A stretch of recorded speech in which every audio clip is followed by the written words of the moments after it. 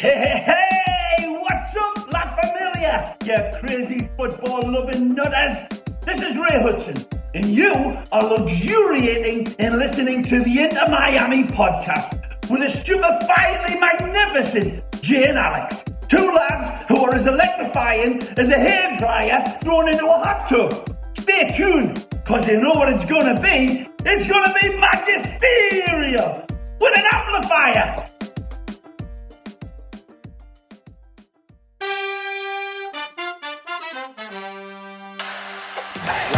The cross goes, he's done it again.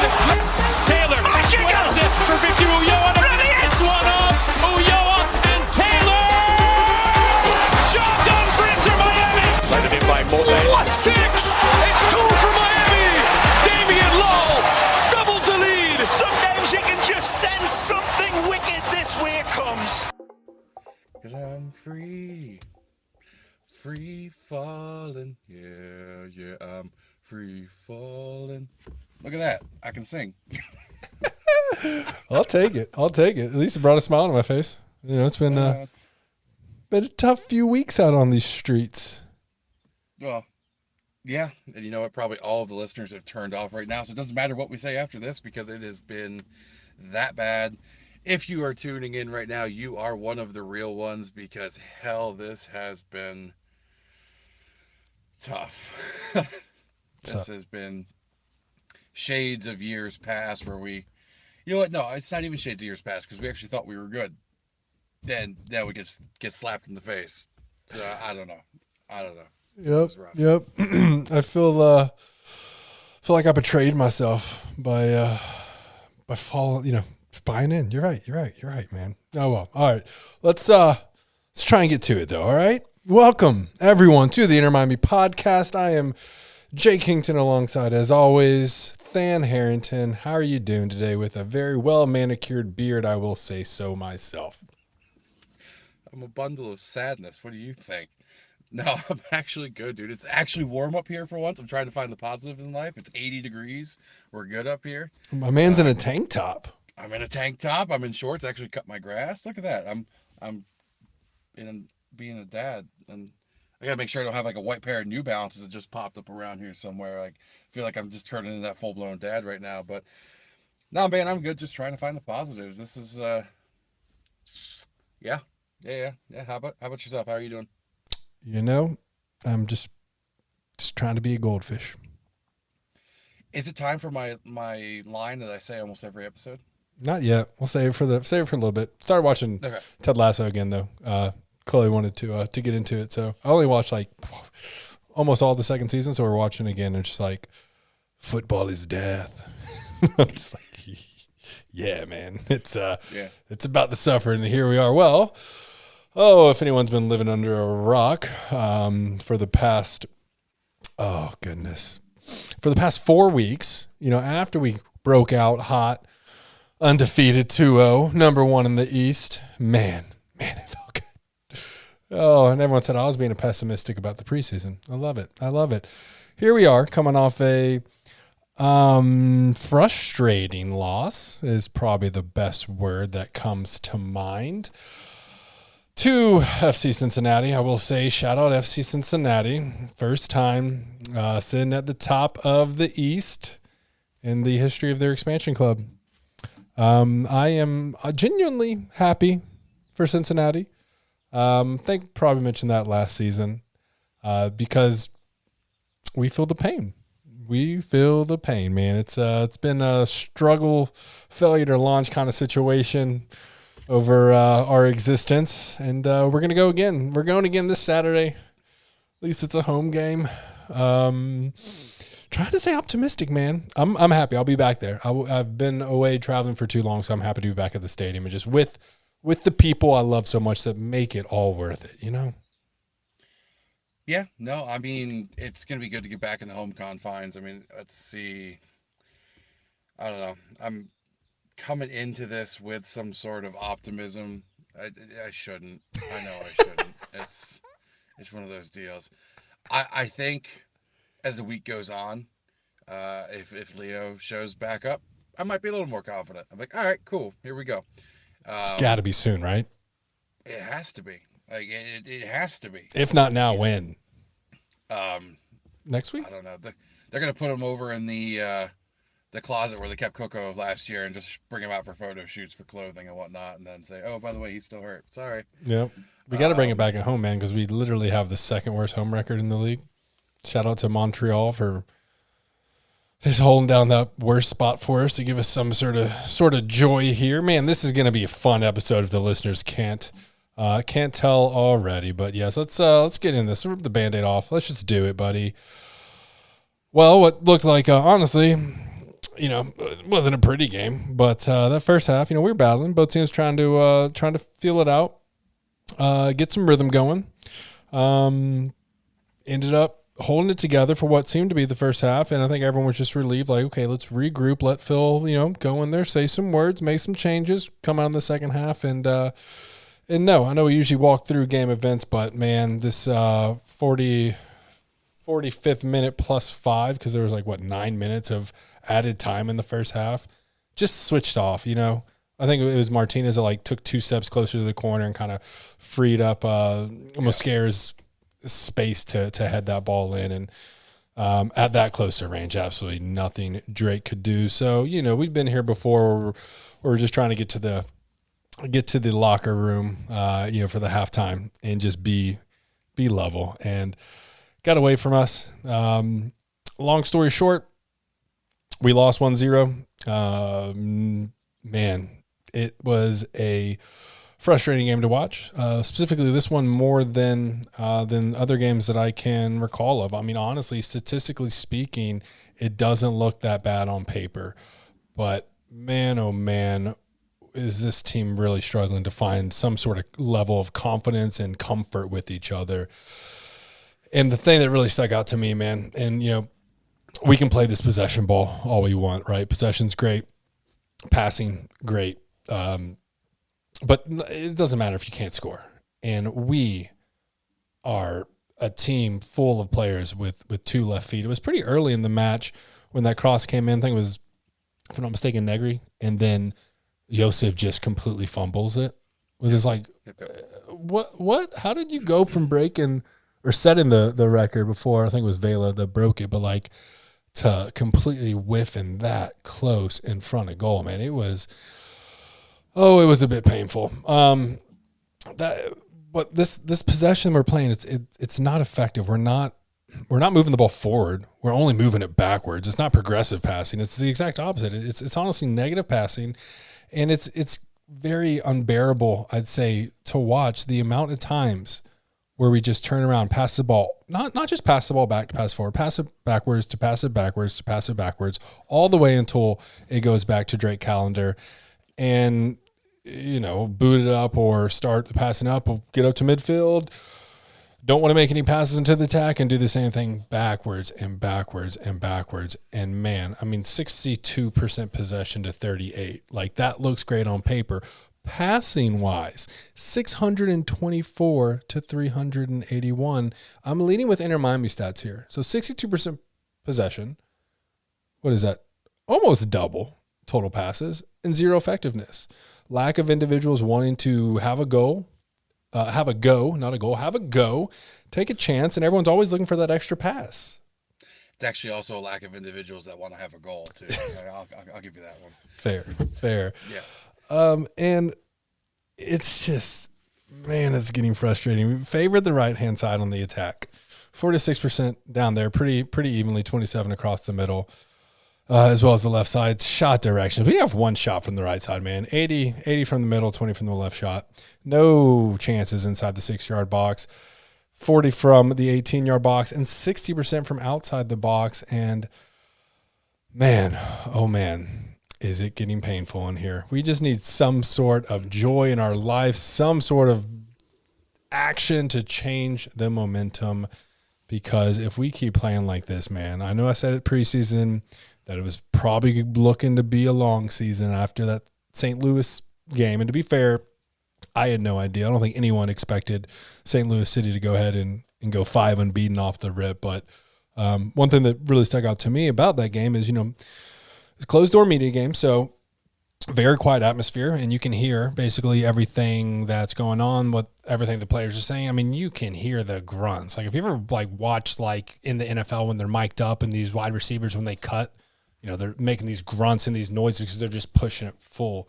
And I heard a lot of grunting from Inter Miami, some minor communication, but man, St. Louis was so vocal, yelling. Everyone was communicating on the pitch, and you know, I said that was probably going to be some sort of issue and a weakness we need to improve. And I don't know how right I am on that, but man, we are struggling left and right against Cincinnati is fine, but like even against Chicago, who was bottom of the East last game, man. And I don't know what to do.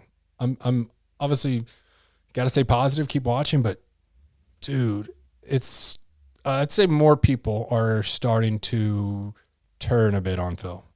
The people that were pretty outspoken about all the haters, because Phil has got a lot of smoke since he's been here, but more and more people are kind of turning that tide on that hashtag Neville, not going to say the other word. And it's getting harder to defend, I'll say that. Yep. Yeah. I've been a staunch defender of Phil. I know I have. I won't ever back away from that. This is hard. This is hard to watch. Bryce had a pass. He could hit Stefanelli up later or towards the end of the game, I would say. And instead of hitting Stefanelli to progress the ball up the field, he turns back and passes it back to, I think it was Sergey or McVeigh that was sitting in the back. And I'm screaming, what are you doing? Stefanelli is like throwing his hands. Like, hey, give me the ball. I'm right here. There's probably 5-10 yards of space he could romp around through. You have to know that call's coming from the sideline. Like maybe it's not. I'm just believing it is, because you can't think that someone with dangerous passing ability like Bryce Duke is going to let that ball go back on his own accord, in my opinion, especially with the game on the line. I feel like he did that a lot. I feel like Bryce turned around and passed that ball back quite a bit. Yeah, and again, I don't know. I could be wrong, but we got to find something different. I don't know. 2 points of contention for me in that match. I personally believe Angulo should have been sent off with a second yellow when he chopped down Pizarro outside the box. He was yellow carded in the 27th minute. He chops Pizarro down. It's enough to be a free kick and a foul, but it's not enough to be a yellow card and a red. I don't understand. And I'm not looking to blame it all on the officiating, because it's not fair. We suck. But that needs some explanation. He comes in, he completely cleans out Pizarro, and there's no second yellow card on that. Okay, so be it. And then Luciano Acosta, he got a yellow card in the 51st minute. And then I think it was 10 minutes later, maybe 15 minutes later, he does the exact same thing where he kicks the ball away, time wasting. And he doesn't get anything for that. That one I can be a little bit more like, okay, whatever. But the officiating has got to be more consistent across the board, in my opinion, on that one. Because now that's like an automatic yellow card. Yeah. And so he got an automatic yellow, but then he doesn't get an automatic yellow on the second one. So it is what it is. I could sit here and blame it on the officiating all day. Yeah, I mean, you touched on it, though, in terms of how we played. Joseph, you know better. Why are you stepping forward on that corner? You know you got somebody that's going to be towering above you. Even if you just get a body in there and try to make it uncomfortable for him to dunk that ball in, I would applaud that. I could respect the fact that you got in there and you just got dunked on, is what it is. But you took 2 steps forward, kind of like, oh, no, I'm good. And I think that also comes back to what you said about conversation. They're not talking that much on the field unless they're too busy screaming at one another currently because nothing's going right. It's got to get better. Like any team, whether you're working in corporate structure, whether you're working in an MLS, NFL, NBA, all like on the field playing a damn game, you got to be able to talk. Yeah. You have to be able to talk. And I think I heard more talking at Riley's game this weekend than I did at the Inter Miami game this past weekend. Like, it's embarrassing. I know, probably going to get in trouble for being too negative, but it's downright embarrassing. It is. No, I agree with you. What's the point of all this possession? What's the point of all this passing if you're not passing with a purpose? It's like, who was that?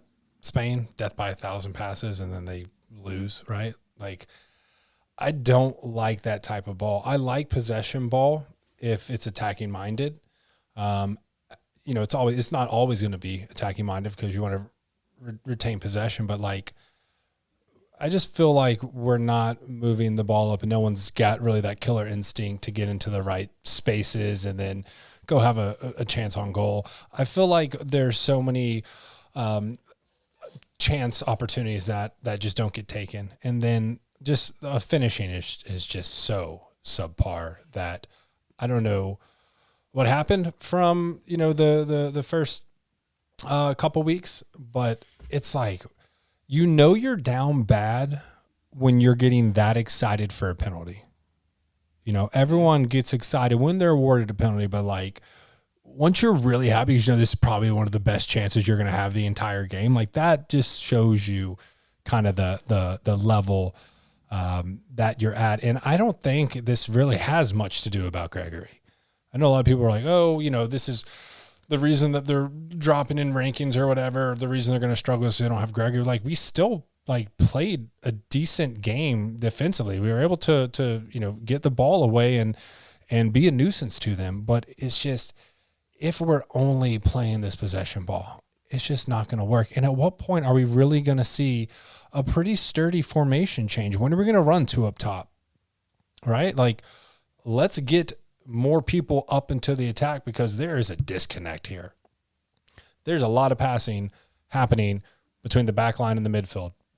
But man, oh man, there is not too much happening between the midfield and the attack. Nothing that I'd say, nothing of meaning rather. And I just wasn't able, and this sucks and this hurts to say, but I usually try and find positives to take away. And there just wasn't really anything positive to take away from this game. And there really hasn't been anything. I mean, I'll just, coming back with 2 goals against Chicago only to lose, at the very end, there hasn't been really anything impressive going on. And at what point is this club going to, are we expecting some moves in the transfer window to try and plug some of these holes? Because the reports broke today that Saudi Arabia's, Al Nassr or whatever is offering Messi like $400 million a year. Like that boat's selling. And we discussed this. I think that was last episode or something. Mm-hmm. Like if you just wait for Messi and you wait for Busquets and you don't really make any other moves because you just want to make sure that you have a chance to get these players. Well, and then this is what happens where it looks like he's not coming. And now we really don't have too many options. No. And we're going to buy somebody in a panic buy. We're not going to do a smart decision of picking up somebody after evaluating everybody who's out there. They're going to realize they cannot get the 2 players they thought they could get, and then they're going to do something stupid to appease the public. And yes, I said it. They're going to do something stupid. I'm getting angry at this point because the amount of time, money, emotion that we have put into this club, and it seems like we're consistently going to be in a state of flux, whether we start looking like we're good and then we're actually shit, or we're just shit that we kind of look good and then we go to the playoffs and we look like shit. It's so damn frustrating. And then we keep hearing Messi, Busquets. No, stop. Like, we have to plan that we're not going to have them. Mm-hmm. We have to. We cannot sit here and think that we are going to be able to sit here and contend with $438 million a year. Even if all of the MLS pitches in on that. That's absurd. Like, there's no way that's going to happen. All right? So we need to start looking for more reasonable options. Okay? I don't understand exactly what the mindset is or what the thought process is, because if I did, maybe I'd be in the front office. I don't know. I'm not saying I belong in the front office. I'm just putting that out there. But we need to look for more reasonable options at this point, okay? Because, God forbid, let's say we did get Messi, right? And we paid him exuberant salary and the whole 9 yards. What if it fails? Then we're really up shit creek. We have paid too much money over the past, pushing 3 years now, 4 years? We've already paid too much money out to failure. We cannot continue to do so, okay? We need to make sure that we are setting ourselves up for the future in the correct manner, and this isn't it. I agree with everything you just said. I'm also, and this is kind of my last knock against Phil, if you will. These substitutions just, I don't agree with the way he's going about them. Like, sure, okay, that's fine. Do the Lassiter for Pizarro, 62-minute, cool. Once we know that it's not really working with Martinez outside of that one header where he got up quite a bit, man, little man's got hops. Cannot deny that.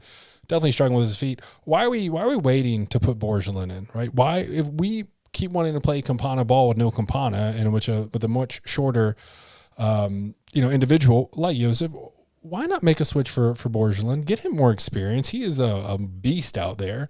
Let's go with the taller body. And then what's Benja Kermeshki going to do with 4 minutes left in the game? Like Nothing.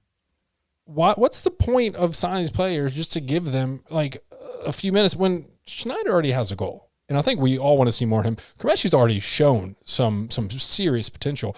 Let's make some substitutions earlier, no later than the 70th minute, I would say. If you really need to try and change the goal or the game on its head. And unfortunately, I mean, thank God we won those first 2 weeks, because otherwise it'd be an absolute world of pain. But it wasn't until week 6 that we got our first win, right? It was Chicago loss, Austin blowout, LAFC loss, Cincinnati loss, Houston loss. First game we won was game 6 last year against New England. Mm-hmm. And then the 7th game was that game against Seattle where we won 1-0.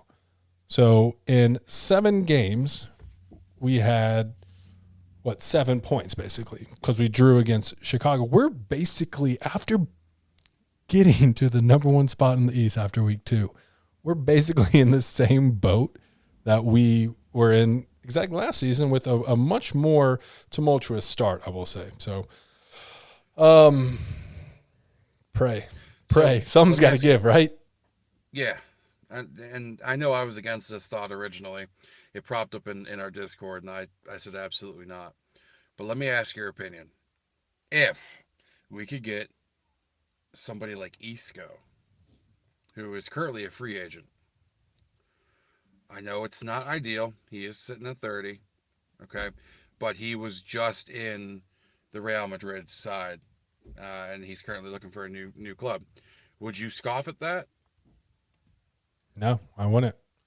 I mean, right now, he could be a Cam. I mean, he could be a 10, a Cam and a 10. That's what we need, right? I mean, everyone wants to say, oh, it's because, we're missing Gregory, that the whole thing's going to fall apart. Like, no, like Gregory is good and all that. That's fair.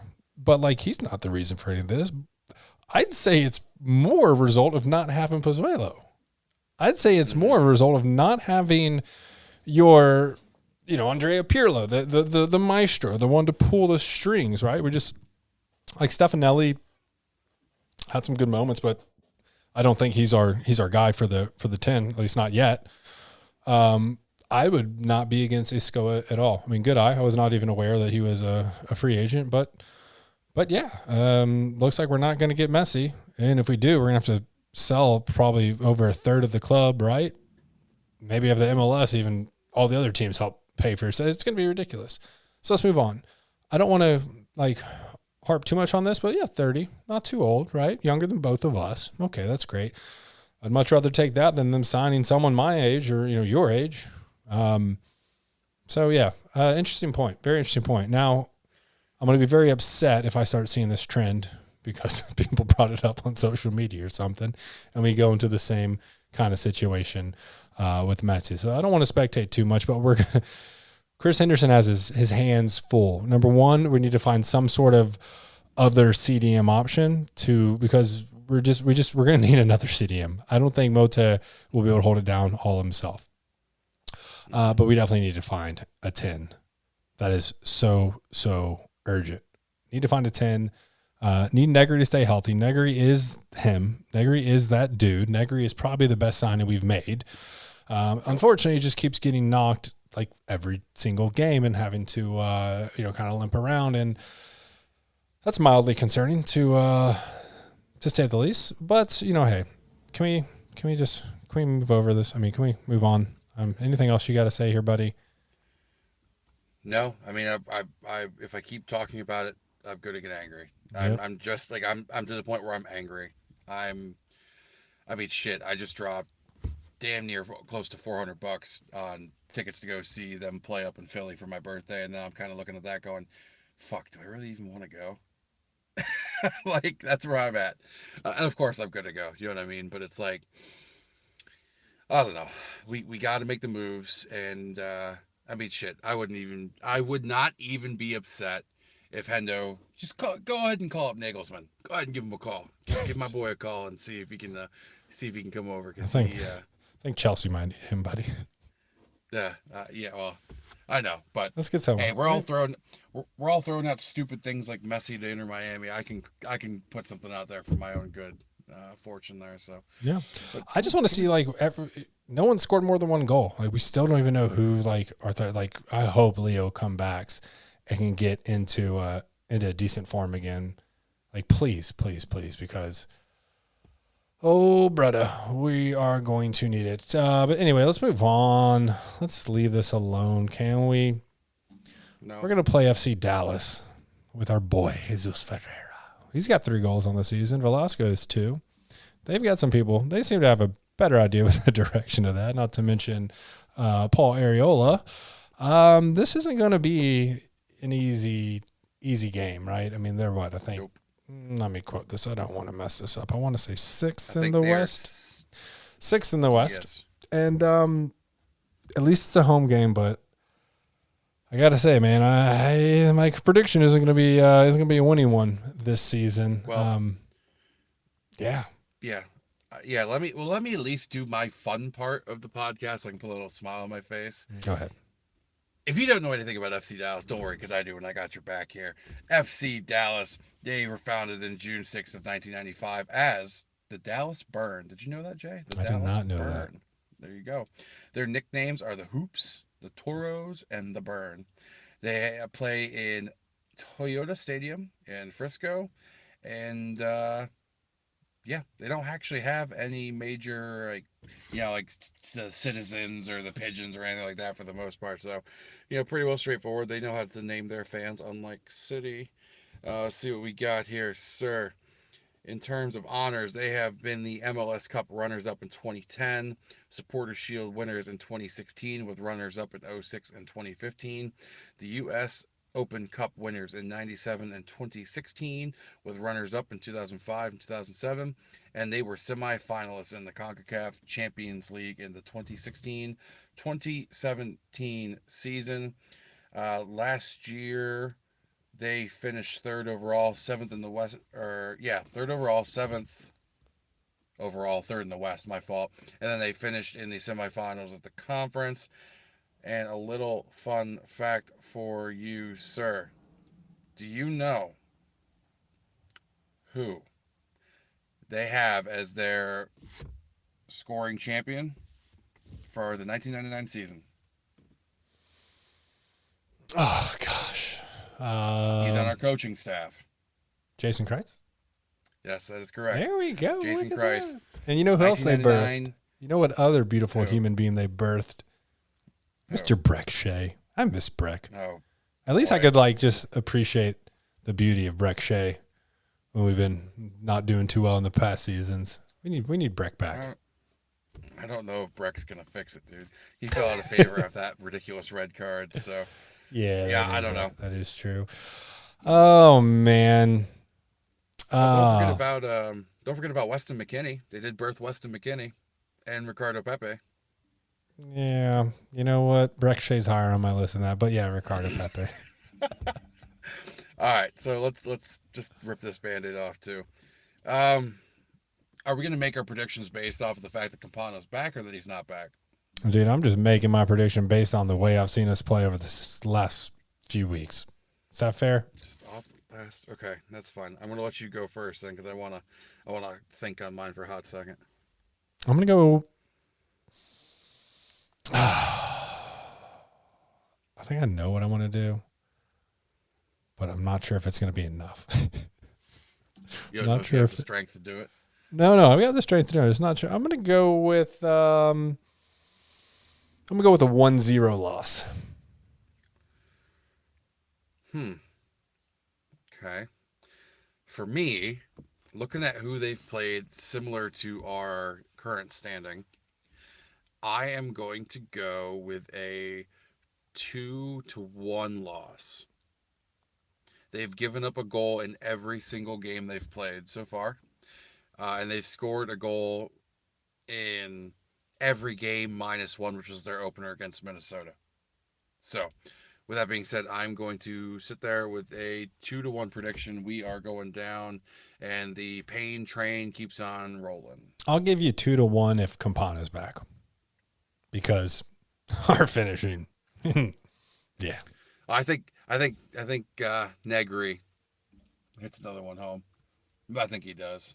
I'm confident because he's our only good striker and he's our left back. And that's not fair to say because Bourgeois, he did play well. We just don't play him. Yeah. So yeah. So, Jay, what are you looking at for the upcoming week in terms of matches that are not the Inter Miami Dallas match, sir? Oh, buddy boy, I want to watch that. This is, man, I don't want to get in trouble with like the club or MLS, right? We're gotta stay positive, but man, I'm not such a big fan of this Apple TV deal because nope, I don't get to watch nearly as many games as I want to because I'm not going to turn off the Inter Miami game, and I'm not going to watch Whip Around when Inter Miami's playing. I'm going to sit there glued in front of my TV watching the Inter Miami game. So it's funny you bring that up. News article this week came out saying that Apple TV is currently seriously concerned about the MLS season pass because it only reached 40% of its targeted income brought in. So even Apple is having concerns about their Apple TV, or I'm sorry, the MLS season pass. And the thing is, I forget who was saying it, but the casual fan is not going to go pay $14.99 to watch it. Absolutely not. It's not a good model for fan acquisition. No, and I, even as a hardcore fan of the game, that's going to be the first one I cut out because why would I cut out when we're talking Premier League? Let's just bring that in, okay? Why would I cut out YouTube TV? Because that brings me a shit ton of other stuff. Paramount for Champions League or Europa League. Why would I cut that out? Hulu for me is free, and occasionally you get games on there. So why would I cut those three out when the one standalone that costs $14.99 is the only thing that's like I can only watch one game at a time? That's a valid point. So in a hypothetical world where the games were a bit more spread out and I could enjoy these other games, I would say the game I'm watching, at least in our window that I'm going to be interested in, is the LAFC Austin game. I feel like that's a nice little budding rivalry there. I know Austin, has a little bit of struggles this year, but, their team is too good to not get back on track. And, of course, LAFC, it's LAFC. So that's going to be a really interesting game in the 7:30 window. And then, unfortunately, we have a home game, so I'm probably gonna be out, doing the media duties post-game and then, of course, hanging out with everyone afterwards, a little, I don't know, post-in, tailgating, whatever you want to call it, just hopefully enjoying a win. But I think the biggest game of the week is going to be that Seattle-St. Louis game. That's going to be a pretty interesting one to watch. That's 1 and 2 in the West. To be fair, Austin and LAFC, LAFC being 3, Austin being 7. So those two games, top 10 matchups in the West. Top 10. I could say top 9, right? That's the playoff line. All those teams in the playoffs. So that's what I'm watching. Is there anything that's catching your eye, or was it one of those? I was going to watch the Seattle-St. Louis match. Definitely want to see how St. Louis responds by having to go against arguably one of the best fan bases in the league. Lumen Field is going to be bumping for that game. Seattle's going to prove that while they're one of the old dogs, they're still the best dog out in the West. So that'll be a good one to watch. Also want to take a look at, as much as I won't be able to because like we already talked about, Inter Miami's on at that time. The NYC FC Atlanta match should be a good one. It's Yeah, I think Atlanta continues to move to roll on. I don't know what NYCFC is doing right now. They just I just saw today they loaned out Thiago Andrade. Mm-hmm. So I'm not sure what's going on with them right now. I mean, they're doing better than we are, so I can't really question it. But yeah, those are probably the two matches I will be watching. If I have a chance to watch something else, maybe do that whip around. Maybe I'll keep tabs on that Nashville Toronto match because I do like Nashville style of play. In Toronto, Bernadeschi, and he scored that Olympiaco this weekend. Yep. Olympico, my bad. I'm tired. Um, but yeah, that's what I've got for this upcoming match. Also, two teams above the playoff line in the East. So let's get to the Eastern Conference standings, right? Started from the top, started number 1, just keep dropping down. We are now 10th. We are right below the playoff win. We would really need to get a win to get it back above that.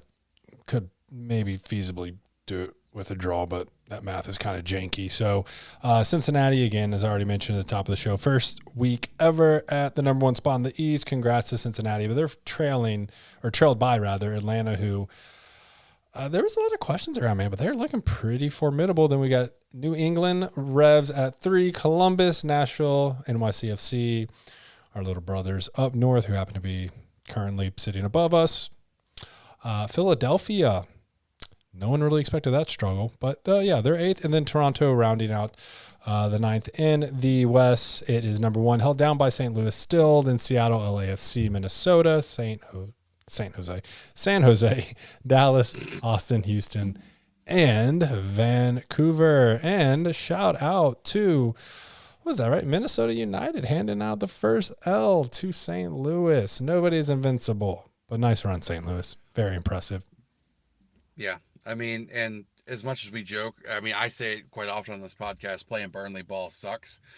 Look at what Toronto's doing. 1 win, 1 loss, 4 draws. So they are just grinding their way to the top. That's how you do it. Yeah. So let me ask you. I'm going to throw a little curveball at you because I didn't put this out there for you beforehand. Looking at the East right now, who would you say is the most surprising? This just 6 games played. Who is most surprising in a good way and a bad way for you in the East right now? I think we discussed this maybe just with our quick chatter before. Little shock, New York Red Bulls are not doing too well and below the playoff line. Them in DC, a little surprising. I really thought Benteke would kind of fill that gap left by Taxi in terms of goals, and then surprised. I mean, I got to give it up for Atlanta. I mean, I was one of the people that thought they were going to struggle this season as well, but man, they have been playing very good footy and in the number 2 spot right now. And what would you say? I would say, at least for my surprise, give it up to the Revs. They looked like absolute crap last year for the most part. They did not look good. I didn't think that they'd be sitting at 3rd. Again, we're only talking 6 games in, but and then you hit the nail on the head, as we discussed. The surprise for me is the fact that the Red Bull are sitting in 12th. They have only won 1. They've lost 2. They've drawn 3. They're sitting at a -1 goal differential, and they have not won a game away yet. They've drawn 2 and lost 2. So it's better than us losing all 3. Yeah. But you made a good point earlier too, that we haven't heard really anything about Lewis Morgan, which everyone obviously still very sad he's not playing for us anymore, but everyone here also gets really excited when he does well because we just all love Lewis Morgan so much. But yeah, I mean, really quiet, not really any highlights or outstanding mentions or anything like that. 3 matches, 0 assists, 0 goals. And last time out against Minnesota, that can't be right. If that was it, maybe he got hurt then, because it shows his last match was against Minnesota. He had 89 minutes played with 6 shots and no goals. Well, so, yeah, I mean, that's what I would say would be my my surprise. And I mean, we've talked about this in seasons past. Red Bull are so streaky that they could just all of a sudden pop off on an 8-game win run, and then they could easily have an 8-game losing streak to follow it. So I don't know. That's what I got for the MLS. What else you got, dude? Let's keep the good times rolling, man. Let's get into Supporter Shield standings and where Inter Miami's sitting.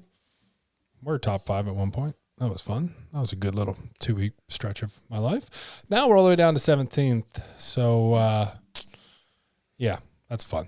Kind of sitting on that bottom half of the Supporter Shield table, if you will. And then power rankings. Man, oh, man, oh, man. I guess I'll start from the top. If we can't cover good news, we'll have to give some other teams good news. LAFC sitting at number 1. I don't really think there is a change there. FC Cincinnati up 1 into 2. Seattle 3. St. Louis down 2 into 4. And Atlanta United keeps climbing, and they're in the 5th spot right now. Just took out, I think it was New England Rev in that spot last week. So that makes you wonder, where is Inter Miami, right? I mean, how far has Inter Miami dropped? Short answer is quite a bit, quite a substantial amount. Out of 29 teams, we are sitting at 23rd. And man, oh man, if we can get Leo Campana back, and I'm honestly quite shocked that Josef hasn't been able to pop his cherry and get that monkey off his back and really start dropping some goals for us. It's coming, man. I would like to say, we were talking about the penalty, and we don't, it kind of shows you how bad you are if you get that excited for a penalty. Like, I know I was, but I was also happy. I was like, yes, this is a great way for Josef to score his first one, and then we'll just start dropping him in. But no, that was revoked and no card issue. So everything trending to the downside. It is a bear market in the Inter Miami world, but there's some good news from the youngins. What you got, buddy? Yeah, so our youngins know how to win a game. That's just an easy way to put it. They faced off against Philadelphia Union Dos, and they won at the death from a goal by Farid Sarsar in the 90th +4. They won 2-1 from... I was kind of bummed out. I didn't know they were out there. I probably would have gone out myself to go see what was going on. The other goal scorer was Lucas Meeks.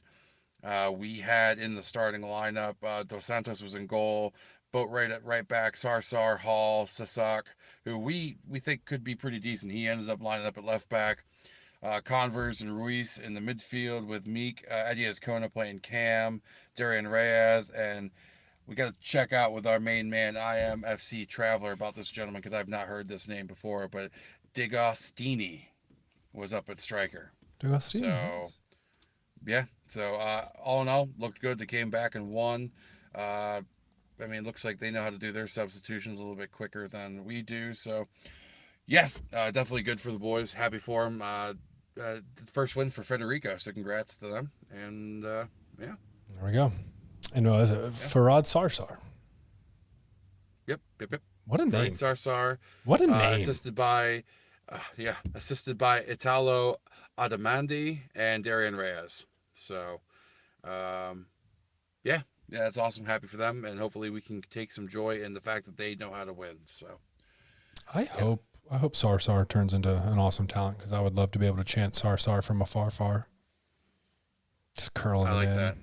Just curling him in. Or we could just chant Sarsar. Just keep doing that. Yeah. It's pretty hard to make a bad chant with that name. That is an epic name. I like that. Oh, buddy. I want to touch. Go ahead. I want to touch base on one thing before we close up shop here. All right. I have a complaint. What'd I do? I have a major complaint. It's not Inter Miami complaint. I have a complaint. How are families supposed to afford tickets to these games for the teams that are coming over here to play from Europe? How are people supposed to be able to take their families out and create long-lasting memories and foster the exciting fandom that we have between, either whether it's Chelsea, United, Newcastle, Arsenal, whoever? How are fans supposed to be able to do that? How bad are the ticket prices? So I just looked, because I'm trying to get myself prepared for what I might have to pay for United coming down to either Inter Miami or DC or wherever. United is playing Borussia Dortmund in Vegas on Sunday, July 30th. Pre-sale tickets. I'm seeing $700. Jeez. With it, probably an additional $300 in Ticketmaster fees, I would imagine. Yeah, no, I mean, absolutely. Now, I will preface that with it is closer to midfield. Granted, $700. The MLS All-Star game against Arsenal was $500. So you mean to tell me it's going to be $2,000 for me to take my family on top of the fees, on top of gas, on top of hotel, on top of food and merchandise? We're talking $2,500, $2,600. Yeah. You know, is it worth as it? as a dad of 4 yourself, and a family of 4, and as a dad here in a family of 4, I don't know how you can even justify that. I don't think I could, buddy, because it's already hard enough to get them to come out and watch Inter Miami. You think they want to come see Chelsea struggle bus? Come on, man. Well, I can't put them through that much pain. I'm about to break over here. I need a winning sports team. I got FSU is at least trending in the right direction in terms of football, but man, I'm in a life of pain. I like Louisville basketball, trash. FSU basketball, trash. Louisville football, trash. Inter Miami, love you guys, but you're hurting me. Chelsea, trash. And still going to win the Champions League though. But no, you're not. It's tough out here. It is tough out here. No, I mean, I'm in the same boat. Syracuse basketball, trash. Penn State football, good. And then postseason comes and they win the Rose Bowl, but they're still trash. Manchester United hasn't won a game in the Premier League since February. Okay, cool. Like, and then we get housed by Newcastle and get bagged by the Toons. Like, I don't understand, like, what is going on. New Orleans Saints trash. And I don't even want to watch baseball because I'm sure they'll be Boston will end up being trash too. So, I don't know. All I know is to close out my little speech about ticket prices here. It is damning that I could spend about the same money and fly over to England and go watch them play at Old Trafford. Why wouldn't I just do that? Because God knows I don't want to go see them play in the cesspool that is Las Vegas. Yeah, I'd actually recommend that. That'd be the better experience, I think. Oh, absolutely. Absolutely. Makes sense. But I don't know. I'm prepping myself. I'll pay $200 a ticket. I'll pay $250. I've told myself I will. Not paying $700, $800 to watch them play. It's just ridiculous. Absolutely ridiculous. Yeah. Well, I'm glad we got through this and, still here. Still loving the team. Still trying to bring the positive vibes. I hope they bring us some positivity. Give us a win. Hell, I'll take a draw. Just give me some joy in my life. Make me smile. I'm pretty sure you can hear when I smile when I talk. I want to get back to that week 2 feeling of joy of these episodes. Looking forward to getting on this microphone with you and having some fun. We weren't running last week. Okay, we had some scheduling difficulties between 2 dads with full-time jobs. We weren't running, but we had to come back and make sure we covered it. We spared everyone the coverage of the Chicago game in the last minute letdown. So now hold on. You just didn't want to talk about Grandpa Kamara stealing your soul one more time. Yeah, that's what it was. He's out. He's got some. He's out to get us, man. He's out to get us. But thank you, everyone, for listening to the Inter Miami podcast. If you don't already, check us out on social media at Inter Miami Podcast on Instagram, and if you like to tweet on the Twitters at Inter MIA Podcast. Shout out to La Familia, the community, the fan base, everyone who loves this team. I promise you, once we get there, all of these memories, all this hardship, all this pain will all be worth it. Shout out. I gotta say, man, shout out to the club, the team. Keep fighting, keep pushing, keep improving. Something's got to give. Tide's got to turn. Just keep moving forward. But you know what? What? Oh, no. I got to get this in one more time. Just remember, folks, it is the hope that kills you. It's the hope that kills you. The pessimist. There we go. All right. As we end every single episode, vamos, Miami. Vamos, Miami.